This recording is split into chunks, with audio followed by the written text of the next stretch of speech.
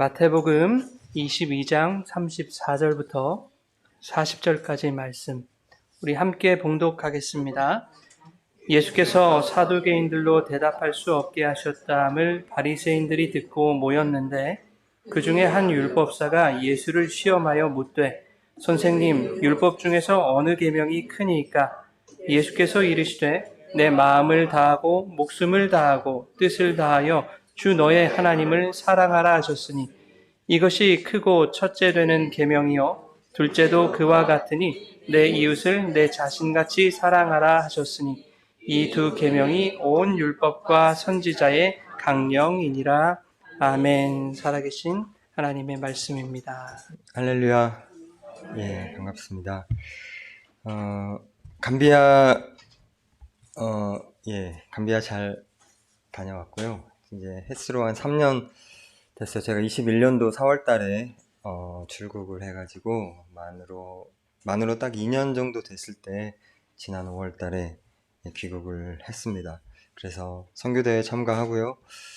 또, 몸 좀 추스르고 병원 좀 다니고 그렇게 하고 있습니다. 아직 출국을 못했습니다. 원래 8월까지 저희가 5월에 입국을 해서 5, 6, 2달을 안식년에서 사용을 했어요. 몸이 좀 안 좋아가지고. 그리고 2달은 이제 선교대회 참가 휴가가 되어서 그렇게 4달 쉬고, 아마 지난주인가 저희가 티켓이 이렇게 예약이 돼 있었는데 병원에서 조금 더 치료할 게 남아가지고 제가 좀 몸이 안 좋아가지고 그래서 조금 더 있다가 가게 됐습니다. 빠르면 10월에 출국을 하게 될 것 같고요. 그렇지 않으면 12월쯤 되지 않을까 이렇게 예상하고 있습니다. 말씀을 같이 나누겠습니다. 오늘 가장 큰 계명 마태복음 22장 말씀 함께 나누고 싶은데요. 율법사가 와서 예수님께 물었습니다. 가장 큰 계명이 무엇이냐 하니까 예수님께서 하나님을 사랑하고 둘째도 그와 같은 건데 내 이웃을 사랑해라. 이 두 계명이 온 율법과 선지자의 강령이니라. 온 율법 그리고 모든 선지자가 외쳤던 하나님이 주셨던 그 말씀이 내 이웃을 사랑하고 하나님을 사랑하고 하는 이 두 가지에 모두가 들어있다고 말씀해 주셨습니다. 그리고 이렇게 설교를 마쳐야 될까요? 그냥 이게 모든 성경의 모든 내용이고 모든 선지자들의 외침이었답니다. 하나님을 사랑하고 이웃을 사랑하고. 저도 이 말씀을 묵상하면서 조금 저를 돌아봤던 것 같아요. 제가 하나님을 제가 신앙을 갖고 하나님을 사랑하게 되었던 시간들, 그리고 그 사랑이 가슴에 이렇게 막 뿌듯해서 막 가득 차서 그 사랑으로 전도하고, 저희 집안에서 제가 이제 처음으로 당대 신앙이다 보니까 예수님을 믿고 나서 그 예수님을 믿지 않고 살았던 시간들, 한 30여 년 됐던 그 시간이 너무 안타까울 정도로 제가 이 예수님을 조금 빨리 만나지 못한 게 안타까운 그런 마음이 이렇게 가득 안에 차가지고 막 그 마음을 주체하지 못했던 그런 때가 있었구나 이렇게 돌아보면서 그때 내가 하나님을 어떻게 사랑했었지 하는 그런 묵상을 했던 적이 있습니다. 그러면서 제가 이제 사역자가 되고 신학을 하고 사역자가 되어서 목회를 하고 또 선교사를 지원을 해서 감비아를 품고 감비아에 갔을 때 그 하나님의 마음, 그 하나님의 사랑으로 가득 찬 그 마음이 유지가 되었었나? 어느 순간 그 마음을 내가 잃어버렸었던 적이 있구나. 그리고 지금 그 마음을 다시 회복하라는 하나님의 그런 메시지를 주시는구나 하고 생각을 했었습니다. 말씀을 조금 나중에 더 이어서 나누기로 하고요. 감비아 사진을 몇 장 보여드리도록 하겠습니다. 어떻게, 예. 그냥 화면 이걸 보면 되죠? 예. 감비아, 예, 저렇게 생긴 나라인 거 다들 아시죠? 저기 서아프리카의 조그마한 인구 한 200만 명 조금 넘는 그런 나라인데요. 나라도 작고 또 저 지도 가운데 사람이 사는 지역은 아주 극소수예요. 전체 면적은 우리나라 경기도 정도 되는데 사람이 사는 지역은 저 바닷가 쪽에 사람들이 거의 모여서 살고 있고 안쪽으로는 이제 작은 부족들 몇 부족 그렇게 있습니다. 예, 다음 사진. 예. 제가 속상한 것 가운데 하나가 이제 감비아라고 열심히 선교 편지를 보내고 그랬는데 와서 저희에게 잠비아 소식 잘 듣고 있습니다 이렇게 열심히 잠비아를 위해서 기도하셨다고. 그래서 참 속상했습니다. 감비아입니다, 감비아. 저 잠비아는 우리가 익숙한 이유가 이제 동물의 왕국에 많이 나왔던 나라예요. 그 막 사자 있고 초원 있고, 저기 동부 쪽으로 해서 케냐, 뭐 탄자니아 이렇게 잠비아, 뭐 짐바브웨 이렇게 그쪽으로가 이렇게 초원이 있고 야생동물이 많이 있는 국립공원이 있는 그런 지역이고요. 저 감비아는 이제 사막 지역이고 세네갈에 이렇게 둘러싸여 있어서 사막 그리고 이제 초원이 막 시작되는 그런 경계 지역이에요. 야생동물이 없어요. 아프리카지만 아프리카 청년이 한국에 와서 전주동물원을 가가지고 사자를 처음 봤답니다. 그래가지고 깜짝 놀라가지고 와 이렇게 큰 동물이 사자였구나 이렇게 놀랐다고 한 얘기를 저한테 해줬는데 다음 사진. 아프리카를 이제 제가 가서 저도 아프리카를 정말 모르는 사람이었구나, 문외한이었구나 하고 느꼈던 게 아프리카는 나라가 아니라는 걸 가서 새삼 알게 되었습니다. 아프리카는 정말 큰 대륙이고요. 저 안에 중국, 미국, 뭐 다 이렇게 집어넣어도 온 유럽까지 다 집어넣어도 아프리카가 더 클 정도로 그렇게 큰 대륙인데 저도 아직도 나라라고 자꾸 나오는데 대륙입니다. 그래서 뭐 아프리카 하면은 그냥 전체가 다 까만 사람들 사는 그런 데인가 보다 했는데 저 남쪽은 정말 기후가 한국보다 더 좋은 데도 있고요. 특히 북쪽 지중해성 기후를 가진 그런 나라는 정말 살기 좋은 그런 나라인데 무슬림들이 거의 99%막 이렇게 돼가지고 선교하기는 정말 어려운 곳이기도 하고요. 그리고 이렇게 두 번째로 제가 배운 것 중에 하나가 자원 강물이 정말 풍부하고 정말 축복받은 땅이지 않을 수 없구나 생각을 했는데 오히려 저 풍부한 자원 저 복 때문에 내전이 끊이지 않고 저걸 서로 차지하려는 서방과 또 기득권 세력들 그래서 내전이 정말 끊이지 않는 그런 곳이 또 아프리카라는 것을 알게 되었습니다. 다음 사진. 제 카카오톡 프로필 사진을 해놨었는데 이게 막 비가 그쳤을 때 저희가 첫 해에 우기 때 하늘이 정말 예뻐서 이렇게 찍어서 해놨는데 사람들이 특히 한국에 이제 미세먼지 심하고 황사 심한 봄철에 이렇게 카톡을 자꾸 주시더라고요. 저도 갈까요? 이렇게. 대환영이긴 하지만 이런 날이 항상 있는 건 아니고 이제 우기 때 비가 막 그쳐가지고 이렇게 좋은 날씨가 있었습니다. 그렇지 않으면 이제 대부분 사막에서 불어오는 그 사막 먼지가 조금 많이 있는데 한국처럼 막 중금속 있는 그런 황사는 아닌 것 같아요. 그쪽은 이제 뭐 이렇게 공업단지가 아니기 때문에 아무튼 그래도 먼지로 이렇게 가득하다가 우기가 되면 이렇게 맑은 하늘도 볼 수가 있습니다. 다음 사진. 저기 가운데 있는 친구가 카일로라는 은혁이 은별이 친구인데, 조금 나이는 한두 살 어려요. 그런데 되게 친하게 잘 지냈고, 처음에 저희가 갔을 때 이제 이 동네 아이들이 막 저희 집에 와서 놀기도 하고, 저 아내한테 막 아내가 현지어 좀 알려줘 해가지고 이렇게 친하게 지냈던 애들이 이제 모스크에 가면 이맘한테 자꾸 혼나는 거예요. 너네 저 집 가서, 이제 은혁이 은별이가 주일날 되면은 예배하자 기도 시간이야 해가지고 이렇게 막 데리고 오고 막 그랬거든요.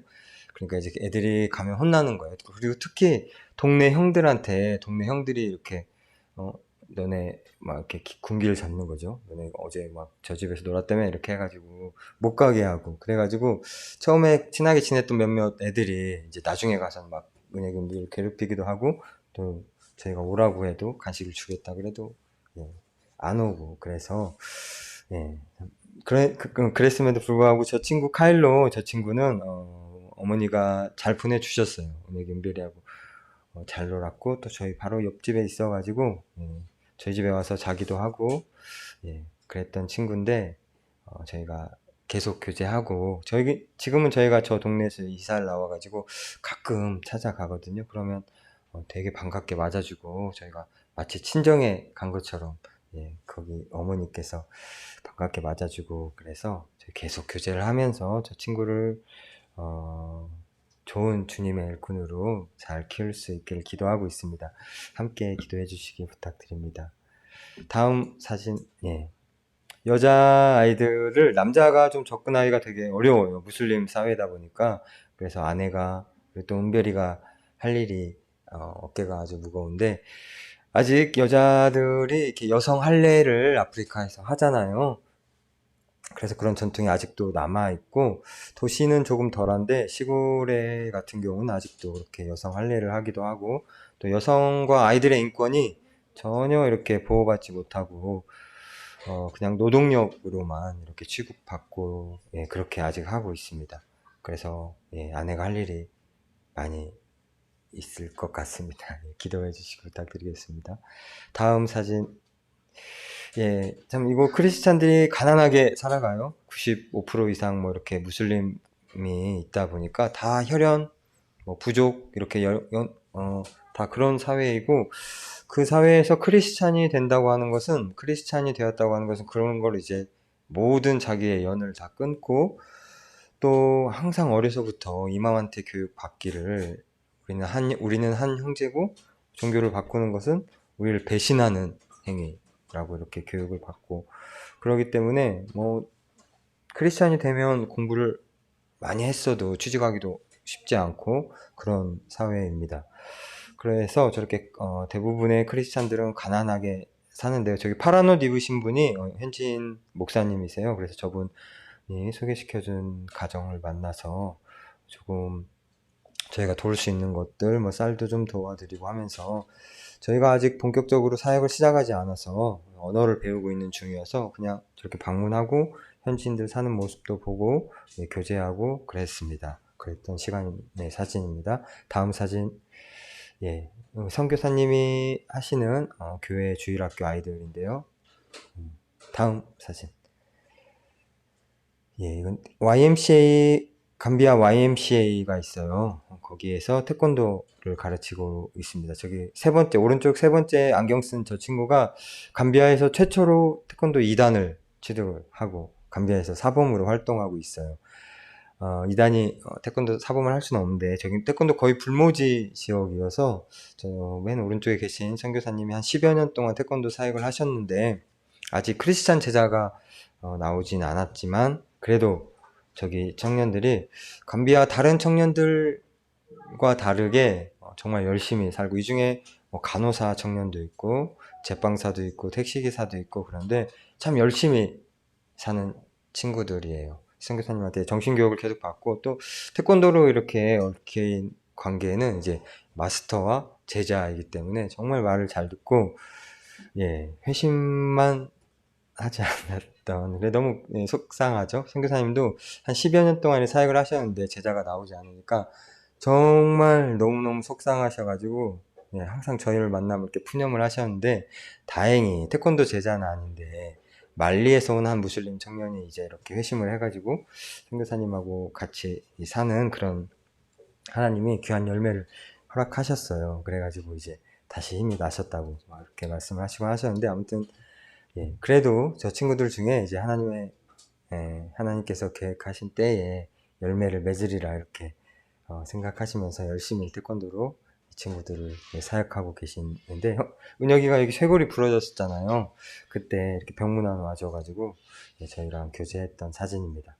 다음 은혁이 학교에서 모습이고요. 동양인이 없다 보니까 되게 신기해요. 한국 사람을. 저희를 그냥 중국인이라고 불러요. 저희를 그냥 중국인으로 통하거든요, 거기에서. 그래서 되게 신기해가지고 와가지고 이 머릿결도 이렇게 자기들은 꼬불꼬불한데 이렇게 직무니까 항상 만지고 피부도 만져보고 그래서 운영님들이가 어디 가면 이렇게 주목을 받는 게 좀 스트레스인 것 같아요. 그래서 한국에 와서도 그렇고 저기에서도. 예. 다음 사진. 네, 감비아, 예, 맛있어 보이시나요? 저는 처음에 봤을 때, 너무 이 숯불에 그냥 막 구워가지고 타서 이걸 왜 이렇게 먹나, 쪄서 먹지, 막 이렇게 생각했는데, 정말 맛있더라고요, 먹어보니까. 그래서 저희도 맛있게 먹었고, 감비아 사람들은 한 끼 식사로 이걸 먹기도 하고요. 예, 그렇습니다. 다음 사진. 저희가 시골 마을 살 때, 저희 카일로랑 또 앞집 사는 또 다른 친구, 우만이라는 친구 있는데, 이렇게 항상, 예, 아침에 염소 꿀 먹으러 내보내고 저녁 되면 또 데려오고 이렇게 하면서 시골에서 살았었습니다. 다음. 예, 이제 명절 때 우리 라마단이 지났잖아요. 얼마 전에 그 라마단이 지나고 또 명절이 있고 우리 양력으로 한 7, 8월 되면은 이슬람에서 가장 큰 명절이 있어요. 토바스키라고 하는 그 명절 때 저렇게 양을 다 잡아야 돼요. 저 양을 잡아서 온 식구가 모여서 그 식사를 하고 그 명절을 잔치를 하지 못하면 정말 수치스러운 그런 일이에요. 이슬람 사회에서. 그래서 이 사람들이 취직할 때도 연봉 이 계약서에 그 이제 근로 계약서에 저 양을 몇 마리 주겠습니다. 이렇게 연봉과 양 몇 마리 이렇게 그 양을 꼭 기록을 할 정도로 저 양을 정말 양 잡는 저 명절을 정말 중요하게 생각을 하더라고요. 그래서 저희한테도 그 명절 되면 이렇게 밥 해가지고 은혁인들이 불러가지고 먹이기도 하고 저희한테 먹을 것도 갖다 주고 이렇게 하더라고요. 예. 근데 한 가지 문제점은 이제 저 양이 한 30만 원, 40만 원 하거든요. 저 양을 살 돈이 없으면 이제 다들 예, 도둑이 되는 겁니다. 그래서 저희도 이번에 나오기 전에 5월달에 나왔는데 4월쯤에 한창 라마단 기간 때 특별히 이제 이 사람들이 이렇게 잔치도 해야 되지만 그 라마단 기간이 금식하는 기간이잖아요. 아침부터 해뜰 때부터 이제 해질 때까지 금식을 하고 해가 지면 이 사람들이 조금 이렇게 요기를 하고 그리고 이제 계속 경건하게 그렇게 지내야 되는 때가 라마단인데 이 아프리카 무슬림들의 특징이 그냥 모였다 하면 항상 신나요. 그래서 어디서나 엉덩이를 흔들고 춤추고 그렇게 사람들이 노는데 저녁에 모여서 간단한 요기가 아니라 이 사람들이 항상 예, 뻑적지근하게 파티를 합니다. 뭐 대단한 이런 요리를 하는 건 아니지만 그 사람들 먹는 음식으로 파티를 하고 해요. 근데 한 40여일 그렇게 라마단 기간 동안 계속 그렇게 하려니까 돈이 필요한 거죠. 그래서 그 기간만 되면 온 감비아뿐만 아니라 그 주변 아프리카 무슬림 나라들 전체가 막 도둑들로 들끓게 됩니다. 그래가지고 저희도 한 2년은 정말 조심하면서 예, 도둑을 맞지 않았는데 이번에 저희가 이제 한국 나올 준비를 하다가 해이해져서 그랬는지 마음이 풀어져가지고 예, 분단속을 제대로 못하고 막 그랬더니 예, 도둑을 맞았습니다. 그래서 저희 노트북, 뭐 핸드폰, 뭐 현금 있는 거 이렇게 싹 저희가 자고 있는데 들어와가지고 가져갔어요. 네, 다행히 자고 있는 저희는 안 깨우고 예, 본인들이 알아서 이렇게 잘 챙겨서 가셔가지고 제가 다치거나 그러진 않았는데요. 다행히 예, 그랬습니다.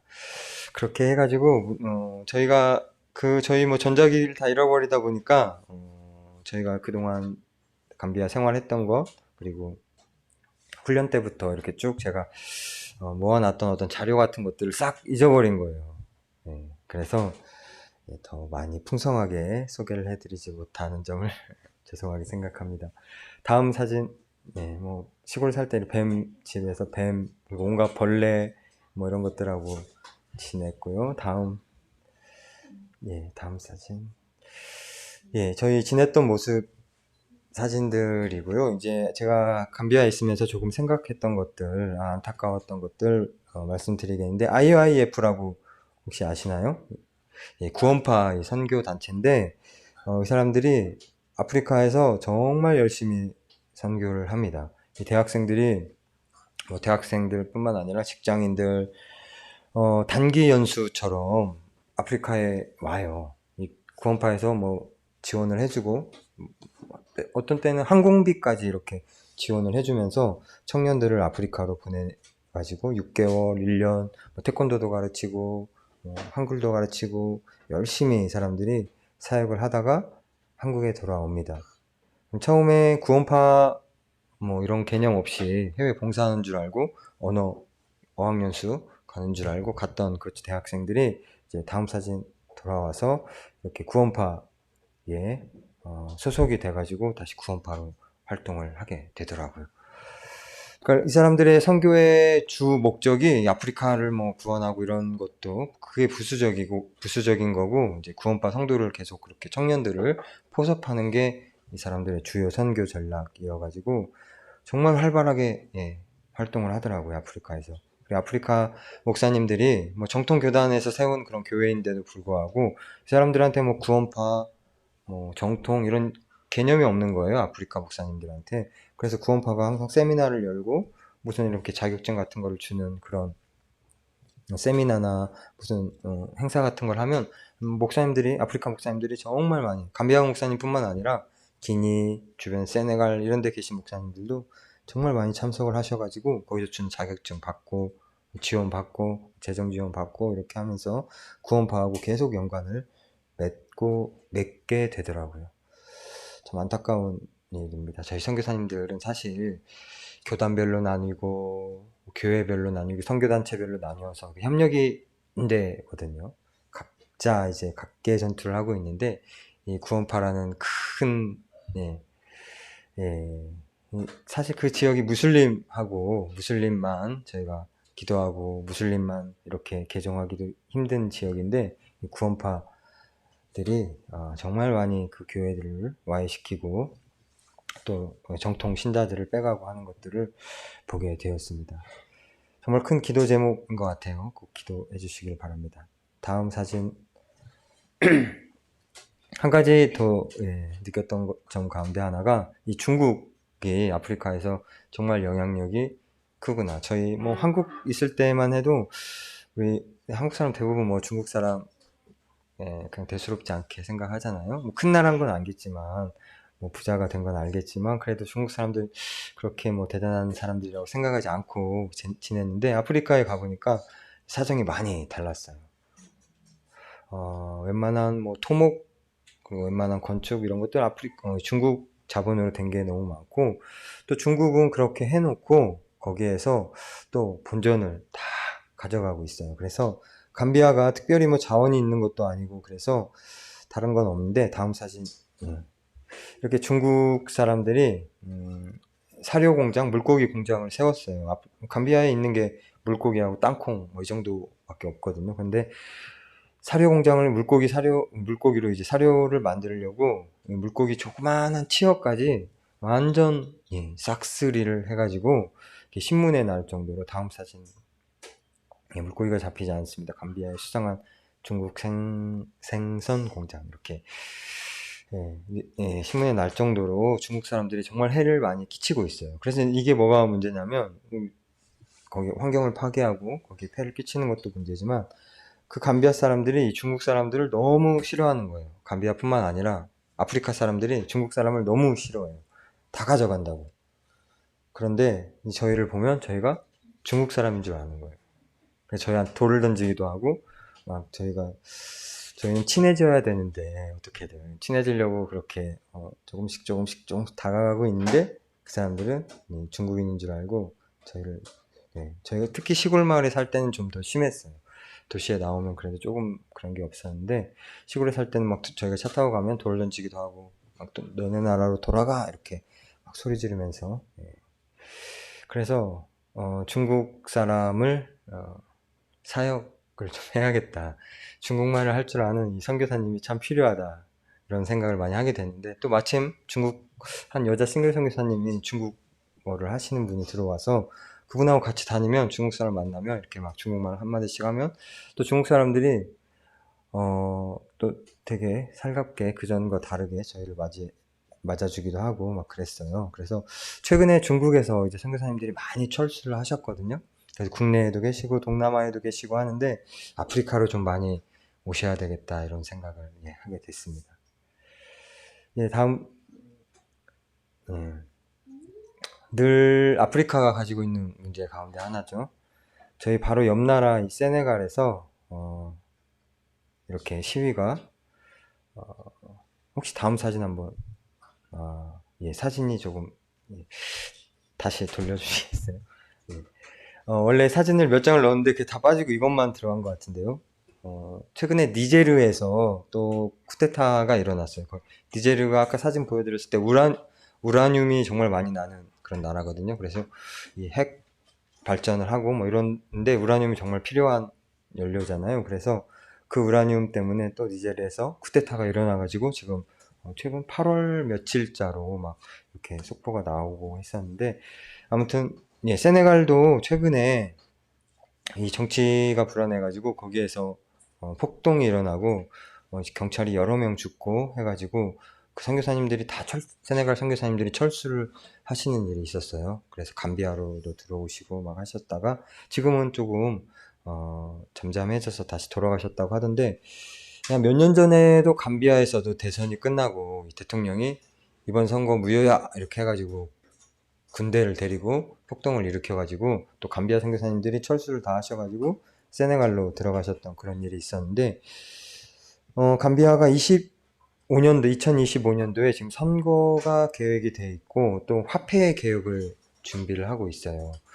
쉽지 않은 일인데 최근에 남미에서도 몇 나라가 이렇게 화폐 개혁을 하다가 큰 혼란을 겪곤 했었는데 과연 서아프리카에서 화폐를 통합하는 게 잘 될까 뭐 이런 회의적인 일도 있고 또 뿐만 아니라 정치가 불안정해가지고 선교사님들이 사역을 하시다가 이렇게 철수를 하고 떠나셨다 돌아오면 또 정부가 다 선교사님 필드를 사역지를 다 이렇게 다시 정부가 다 수거해가지고 선교사님들이 그동안 했던 사역지들이 다 그냥 이슬람 뭐 학교로 변하고 이슬람 그런 공동체들이 사용하고 있고 하는 일들이 참 많이 있습니다. 그래서 문제 중에 하나가 서아프리카에 선교사님은 들어가시지 않는데 자꾸 이런 일들로 선교사님들이 또 나오셔야 되고 하다 보니까 뭐 사역지가 많이 비어 있어요. 그래서 저희한테도 계속해서 그런 여기를 좀 맡아서 해보세요. 여기를 맡아서 해보세요. 이렇게 계속해서 말씀을 하고 계십니다. 그래서 저희가 그 중에 이제 몇 군데 학교도 교회도 이렇게 돌아보면서 어느 사역지를 저희가 할 수 있을지 이렇게 기도하면서 준비하는 가운데 있습니다. 기도해 주시길 부탁드리겠습니다. 다음 마지막 사진인데요. 사실 오늘 말씀을 또 준비하면서 또 감비아에 그동안 제가 한 2년여 기간 있으면서 이번 선교 대회 전까지 바로 직전까지 아내랑 저랑 정말 기도하면서 마음에 여러 가지 갈등들이 있었습니다.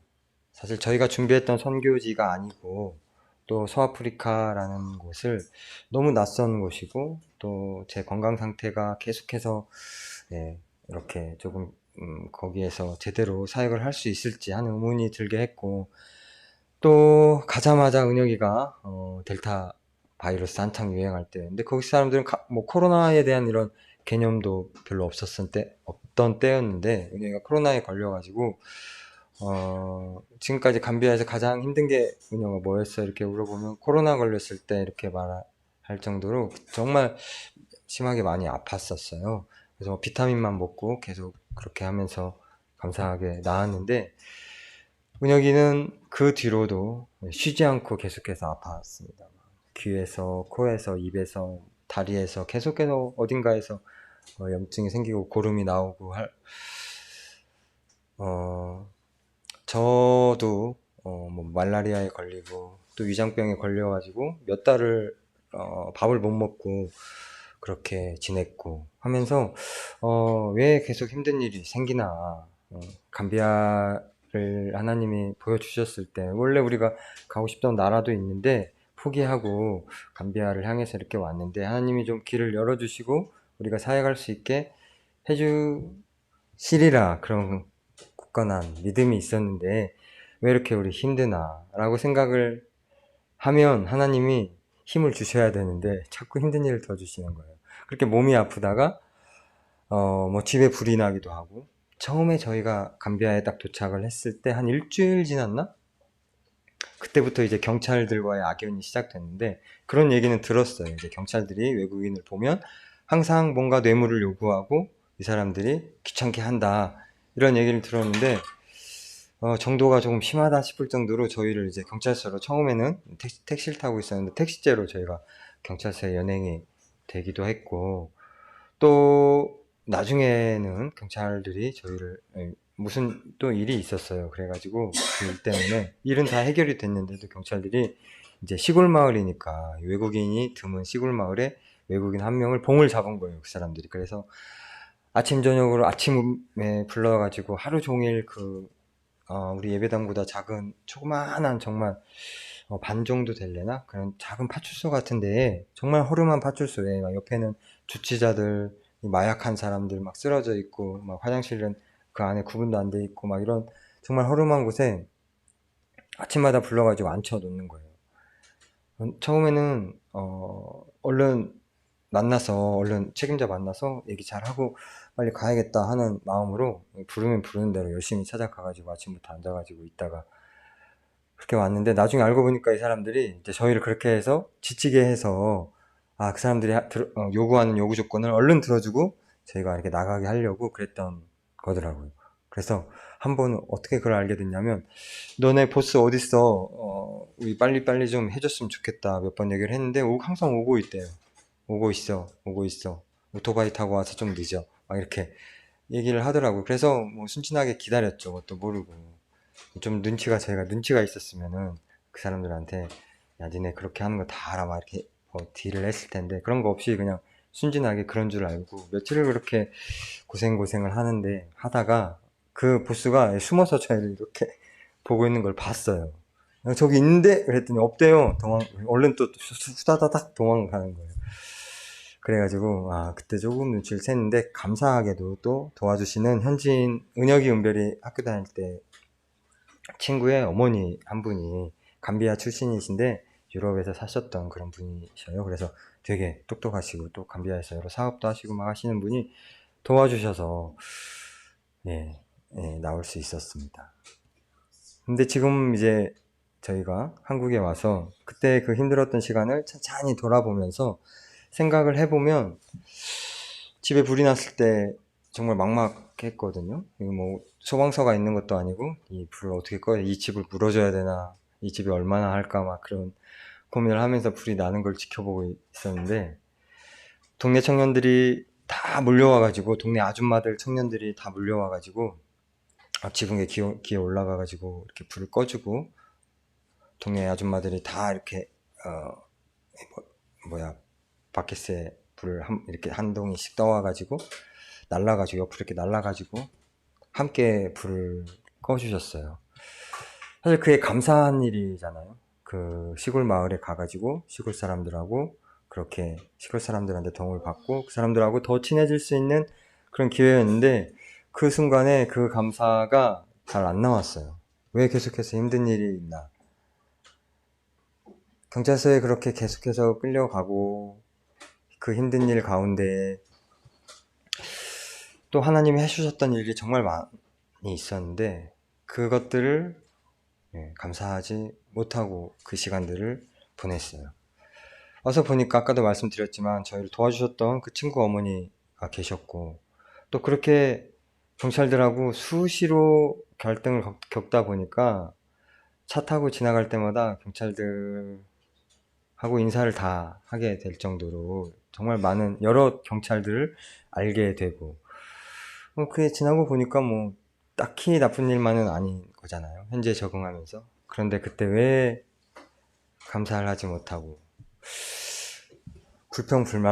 불만만 쏟아놓고 그랬을까 하면서, 정말 제가 형편없는 믿음을 가졌었구나 하면서, 자책하면서 그렇게 되었습니다. 계속해서 제 연약함을 이제 고백하게 되는 이유가, 사실 그러면서 저희가 선교대회 바로 시작 전까지 7월까지 어떤 생각을 하게 됐냐면 사임을 해야 되겠다 생각을 했어요. 바울선교회. 이거 우리가 원래 가고 싶었던 나라가 아니고 우리가 기도응답을 잘못 받은 거 아니야? 이렇게 생각을 하면서 원래 가고 싶었던 선교지를 가기 위해서 바울선교회를 사임을 하고 교단에 가서 교단에서 다시 파송을 받고 가야겠다. 원래 가고 싶었던 나라로 가자.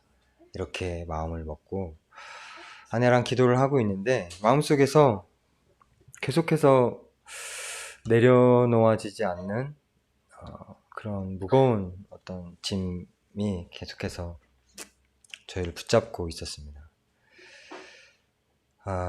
그래서 다시 기도를 하고 선교대회에 참가해서 정말 많이 눈물을 흘리고 하나님 참 제 믿음의 밑바닥이 금방 드러나는군요. 참 제가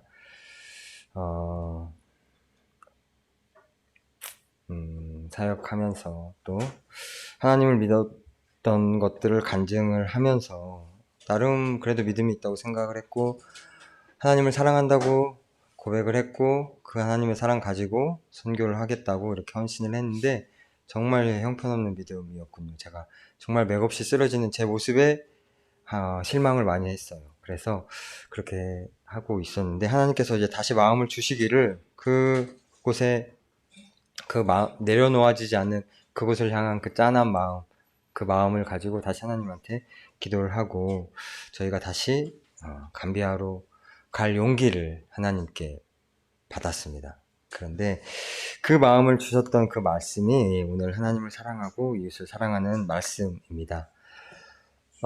제가 하나님을 사랑한다고 생각을 했었어요.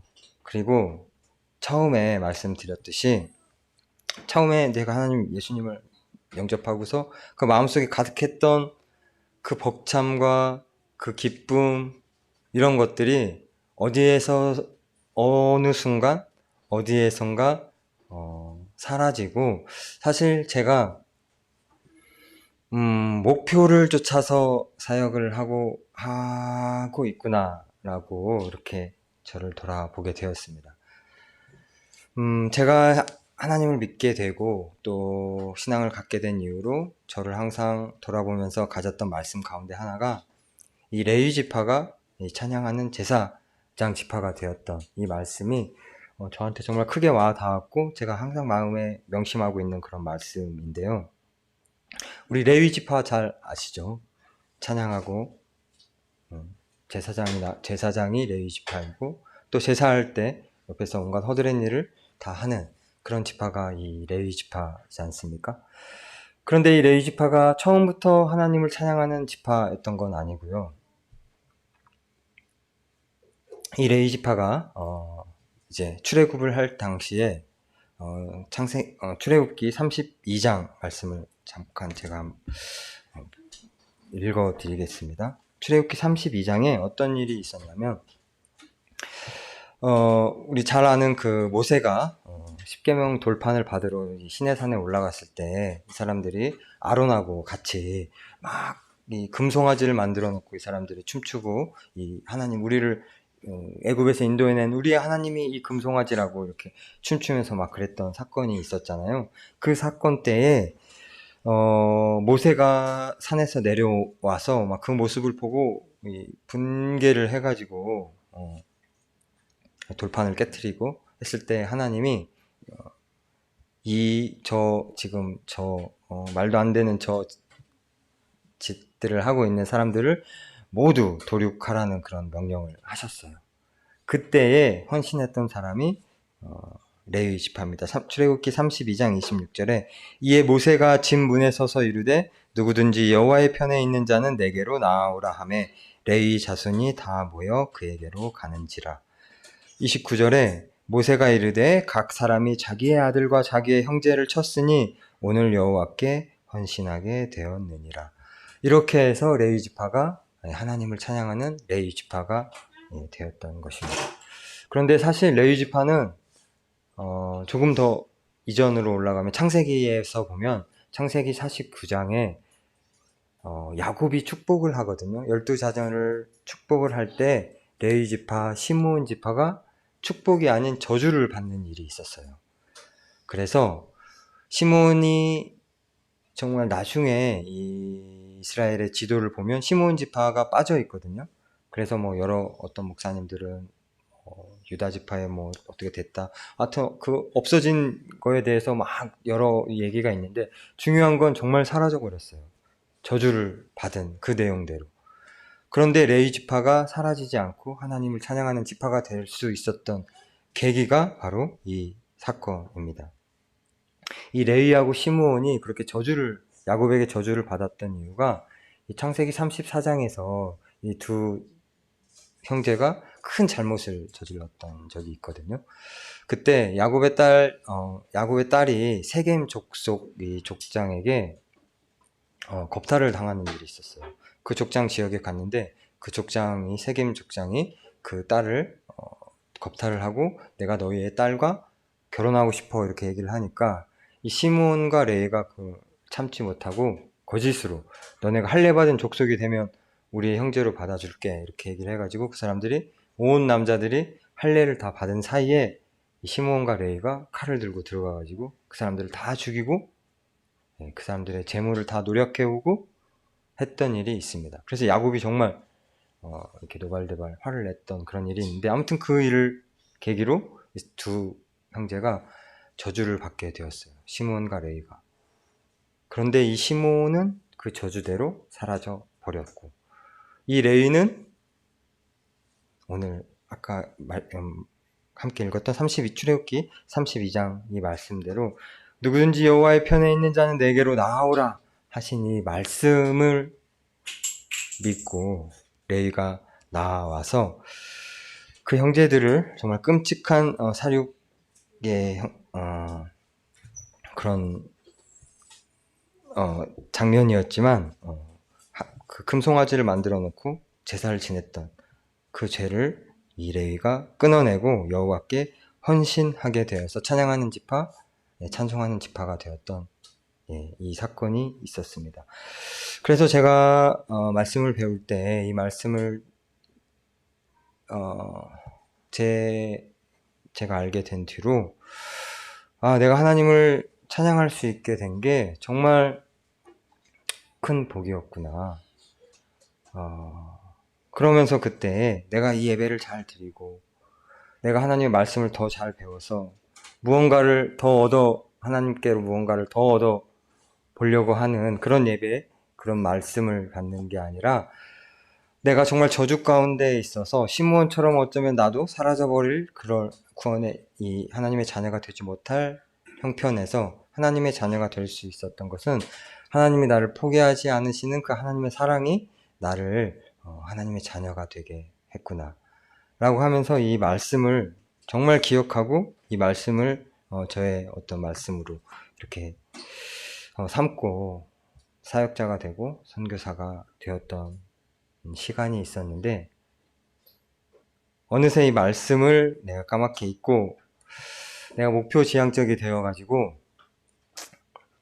좋은 선교사가 되려고 그래서 내 뜻대로 뭐가 기도의 제목이 응답되지 않으니까 너무너무 힘들었던 것입니다. 서아프리카 지역에서 사역하고 정말 열매를 거두지 못하고 하는 그 모습의 선교사님들이 내가 바랬던 모습이 아닌 것 같은데 나는 저렇게 사역하고 싶지 않았던 것 같은데 하면서 그 모습이 너무 제가 힘들었던 것 같습니다.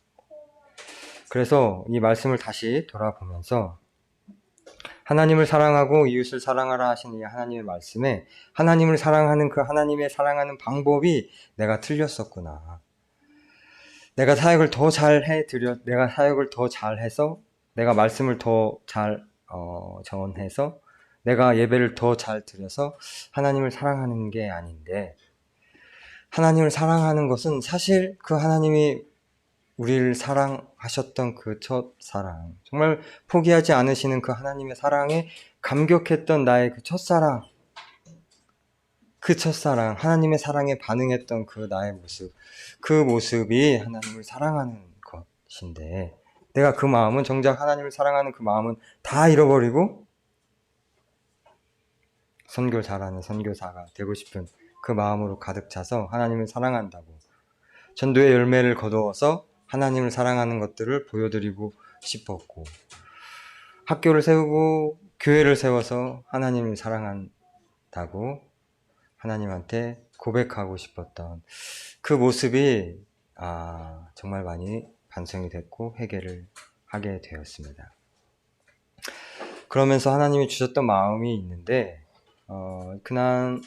지난 2, 3년 기간 동안, 코로나 기간에 감비아에서 들려오는 이 한국 교회 소식들이 정말 마음 아픈 소식들이 많이 있었어요. 그 시절에 막 개척했던 동기 목사님들, 또 막 교회가 한창 일어나려고 하다가 코로나 때문에 다시 힘들어진 교회 소식들, 이런 소식들 자꾸 듣게 되는데, 그러면서 걱정을 많이 하고 기도를 많이 했었었는데, 오늘 다시 이 말씀을 제가 돌아보게 되면서, 사실 나도 레위 지파, 정말 사실 저주받고 구원받지 못할 처지에 있었던 레위 지파, 이제 하나님을 찬양하게 된 레위 지파라고 생각을 했었는데, 사실 한국 교회가 레위 지파이지 않는가 하는 생각을 하나님이 마음에 주셨습니다. 우리 한국 교회가 하나님이 정말 크신 사랑을 주셔서, 우리 한국 교회가 지금 전국 방방곡곡에 교회가 없는 곳이 없고, 세계 선교를 정말 열심히 하고 해왔고, 또 지금도 하고 있고, 찬양하는 지파, 선교하는 지파, 정말 말씀으로 이 풍성한 이 나라가 된 우리 대한민국이 사실은 레위 지파이지 않습니까? 정말 긴 시간 동안 우리가 저주 가운데에서 하나님을 알지 못하는 그런 나라로 지냈었는데, 하나님이 주신 기회, 하나님이 보내주신 그 선교사님들 통해서 우리가 하나님의 편에 설 자가 내게로 나아오라 할 때, 우리 대한민국의 우리 1세대, 2세대, 우리 목사님들, 우리 권사님들, 우리 장로님들이 나아가셔서 헌신하셔서 한국 교회가 그렇게 세워진 교회가 우리 한국 교회인데, 감비아에 있으면서 서양 선교사님들 많이 보게 되거든요. 근데 그 중에 정말 우리말로 하면 공무원 같으신 목사님들도 많이 계셔요. 기독교 국가이기 때문에 이제 발령을 이렇게 받아서, 선교지로 발령을 받아서 국가에서 주는 월급 받고 이렇게 오시는 선교사님들도 많이 계시고 하신데, 우리 교회는, 한국 교회는 정말 이 유럽 교회와는 다르게 정말 가난할 때, 내 먹을 거 없을 때 우리 성도님들의 정말 피 같은 눈물, 정말 피 같은 그 한 푼 한 푼 우리 그 헌금 모아서 벽돌을 쌓아 올려서 그렇게 지은 교회가 우리 한국 교회인데, 우리 한국 교회가 그렇게 쉽게 무너질 교회가 아니었구나 라고 마음을 주셨습니다. 우리 다시 하나님을 찬양하는 레위 지파가 되어서 정말 하나님을 다시 뜨겁게 찬양하고 우리가 다시 뜨겁게 선교할 수 있는, 분명히 그런 기회를 다시 하나님이 주시리라, 그런 마음을 주셨습니다. 그러면서 나도 쓰러지지 말아야겠다, 나도 레위 지파 아닌가, 정말 그 저주 가운데에서 하나님을 찬양할 기회도 얻지 못할 그런 처지에 있던 내가 지금 하나님을 찬양할 수 있는 것만으로도 이게 얼마나 큰 복인데, 내가 조금 힘들어졌다고 그렇게 하나님을 원망하고 하나님을 이 선교를 내려놓을 생각을 했었구나 하면서 반성을 많이 하게 되었습니다. 어느 권사님이 말씀해 주셨는데요, 깃발 여행이라는 게 있대요. 선교는 아니고 관광을 가셨는데, 그곳에서 가이드가 처음에 그러더랍니다. 어르신들, 이 깃발 놓치면 집에 못 돌아갑니다. 이 깃발 잘 보고 잘 따라오세요. 이렇게 말해가지고 이 권사님이 난생처음 해외여행을 가셨는데, 너무너무 무서워가지고 이 깃발만, 4박 5일 동안 깃발만 열심히 쳐다보고 다니셨더랍니다. 그리고 한국에 돌아와서 자녀들이 베트남 가서 뭐 보고 오셨어요? 그랬더니 이 깃발 말고는 잘 생각이 안 난다고 그러셨답니다. 사실 제가 그런 마음으로 깃발 여행하면서 선교지에 다녀왔구나 하는 마음을 주시더라고요. 정작 중요한 건 따로 있는데 제가 봐야 될 것들은 못 보고 다른 것, 깃발 세워놓고, 깃발 나의 목표를 세워놓고, 그 깃발에, 내 성이 차지 않으니까 너무너무 힘들어 했던 시간들 보내고, 하나님은 열심히 그곳에서 선교하고 계셨는데, 우리 집에 불이 났을 때도, 우리가 도둑을 맞았을 때도, 경찰에게 매번 끌려다닐 때도, 우리가 아플 때도, 매번 하나님이 주셨던 은혜가 있고, 하나님이 주셨던 메시지들이 있는데, 그것들 다 잃어버리고, 그것들 다 놓쳐버리고, 내가 깃발만 보다가 돌아온 선교사가 되었구나 하는 자책이 되었습니다. 그럼에도 불구하고 하나님이 다시 은혜를 주셨습니다. 저에게 주셔서 감비아에 다시 돌아가서 이제는 깃발이 아니라 하나님이 하시는 일들 보고 하나님께서 보여주시는 것들 잘 보고 돌아올 수 있게 기도해 주시길 부탁드립니다.